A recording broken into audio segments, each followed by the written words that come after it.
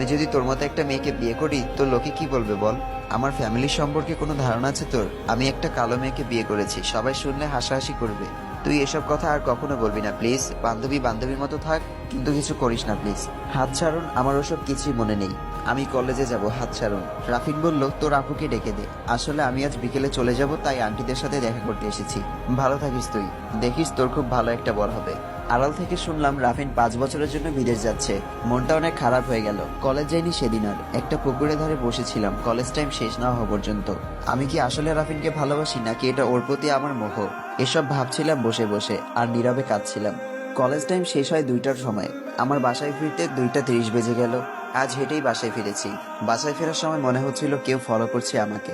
মন ভালো না, তাই ভালো করে খেয়াল করিনি। বাসায় ফেরার পর দেখলাম আপু রেডি হচ্ছে এবং জিজ্ঞেস করলাম, আপু কোথায় যাচ্ছ? আপু উত্তরে বলল, আর বলিস না, রাফিনকে এয়ারপোর্ট ছাড়তে যাচ্ছি। বললাম যাব না, ও শুনলই না। বলল ওর সব ফ্রেন্ডস ওকে ছাড়তে না গেলে ও নাকি যাবেই না।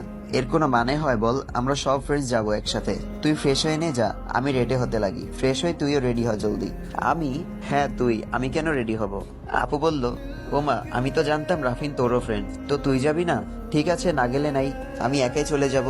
কথাটা বলে আপু মুচকি হেসে দিল। তুমি হাসছো কেন আপু? আপু বলল, কই হাসলাম, যদি যেতে চাস তো 15 মিনিটের ভেতর রেডি হবি। আর কথা না বাড়িয়ে রেডি হতে চলে গেলাম। ও ভালো নাইবা বাসুক, আমি তো ভালোবাসি ওকে। আর কবে দেখা হবে তার ঠিক নেই, কোনোদিন হয়তো আর দেখাই হলো না। আপু বলল, সে যদি হলো তোর? সে যদি বলল, আমি আসছি আপু। আপু বলল, কিরে বললি যাবি না, এখন দেখছি সেজেই যাচ্ছিস। ব্যাপার কি বলতো, আমার কোনো ফ্রেন্ডের প্রেমে পড়লি নাকি আবার? সে যদি বলল, কি যে বলো আপু, এমন করলে কিন্তু যাব না আমি, দেখো। হ্যাঁ সে তো দেখতেই পারছি, চল এখন জলদি, ওরা সব বাইরে গাড়িতে ওয়েট করছে। সে যদি বলল, ওরা কে কে? আরে রাফিন 2টা গাড়ি নিয়ে এসেছে। সে যদি বলল, মানে রাফিন ভাইয়াও গাড়িতে আছে? মনে হয়, চল তো গিয়ে দেখি। সে যদি বলল, আপু তুমি যাও, আমি আসছি। আচ্ছা জলদি আয়। নিচে গিয়ে দেখি আপু অলরেডি গাড়িতে উঠে বসে আছে। গাড়ি পুরো ভরা। কেউ একজন আমার হাতটা টান দিয়ে ভেতরে বসালো। পরে খেয়াল করলাম ওটা রাফিন। শেষমেশ ওর পাশে বসলাম। আমার কপালটাই খারাপ, না জানি আবার কি বলে অপমান করে, ধুর ভাল লাগে না। রাফিন বলল, কি রে সেজুতি, এত সেজেছিস যে, বিয়ে বাড়ি যাচ্ছিস নাকি? এই বলে হেসে দিল। আসলে এই লোকটা সবসময় আমাকে অপমান করার জন্য রেডি হয়ে থাকে। সেজুতি বলল, আপু